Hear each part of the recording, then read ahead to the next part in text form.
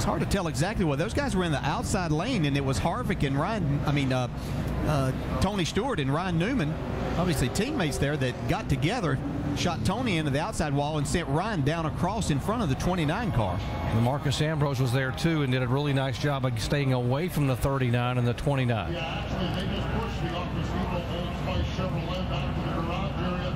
Tony Stewart might have made some contact with the outside wall. Like probably a situation as they got to the end of the straightaway, they had a big draft going, and somebody had to check up, and then that creates a situation of getting run into a little bit too hard, and it turns the car.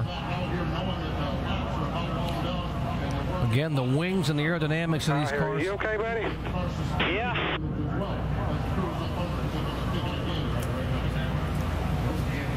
Now that was Ryan Newman on the radio. You just heard a moment ago as the crew asked him if you're okay. So obviously still buckled in the car, okay, able to communicate.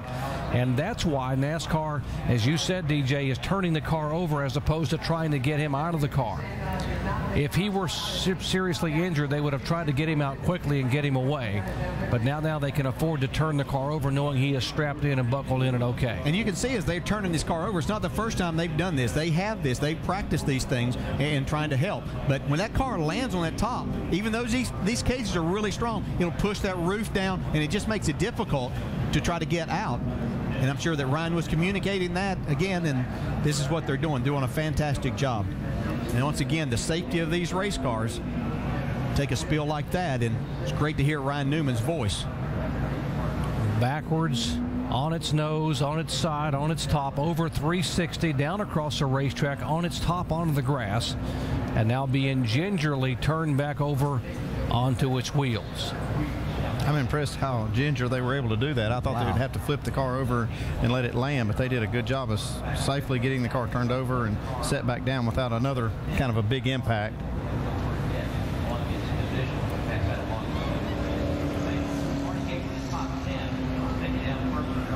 Now they typically will talk to the driver, communicate. The paramedic there will talk to the driver, communicate, ask some verbal questions before they will loosen the belts, before they will get in and try to get him out of the car.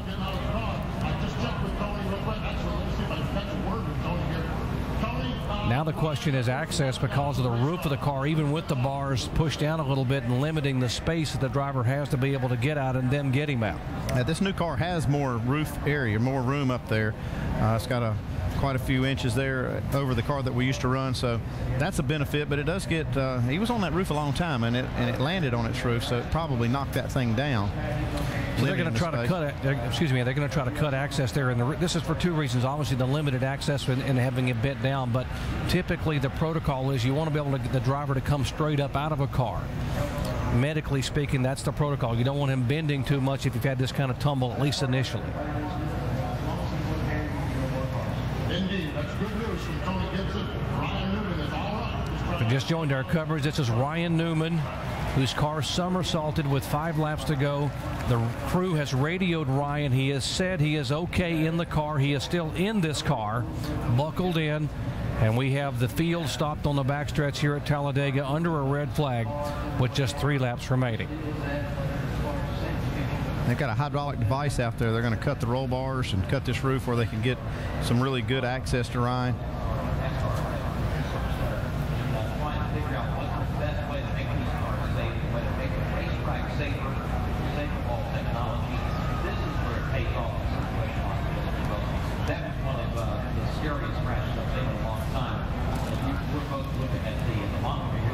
You see there's NASCAR officials on the scene right there with the safety crews.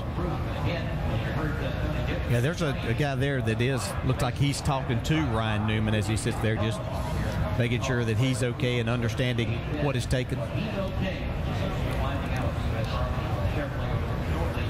We are being told we can get confirmation from NASCAR next door that they have confirmed with Ryan he is awake and alert, and the reason they are doing this is because of what we just talked about, the limited access. The roof is pushed down.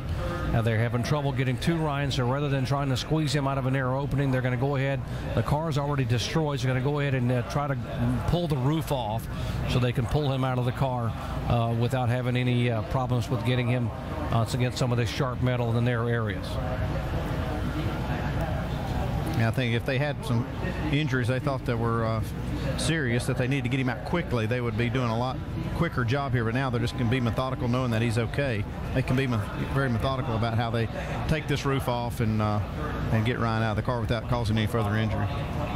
We were so hoping we would escape the big one. This is not a big one in terms of numbers of cars, but in terms of the violence of the rollover by Ryan Newman, the contact. And we'll show you again what happened here to bring out this caution. Watch here. There's the Ryan Newman's car. Tony Stewart there, his teammate. You can see Tony Stewart was running up on the car in front of him, and instead of hitting, he rolled out of the throttle, and Ryan Newman had a big run. And when he kind of saw what was happening, he had to turn left, and that shot him across in front. He was actually getting a little bit of a shove from Marcus Ambrose, too. Yep. Almost all the cars were touching going down the backstretch. Now watch Marcus Ambrose's onboard camera as the 39 car comes across in front of him. See right here, he gets that.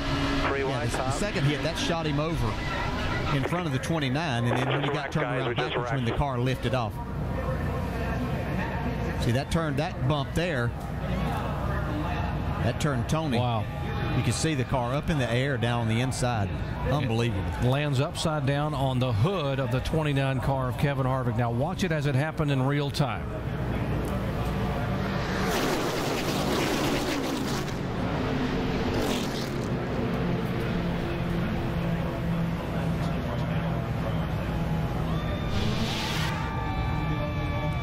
Now the roof being peeled away, sheet metal peeled back. They've cut some of the support bars.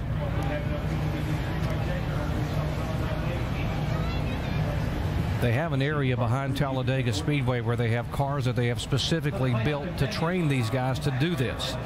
There's the last bar being cut. They folded back, and now they should be able to get, and Ryan Newman climbing out. How about that? Wow. What a great sight that is.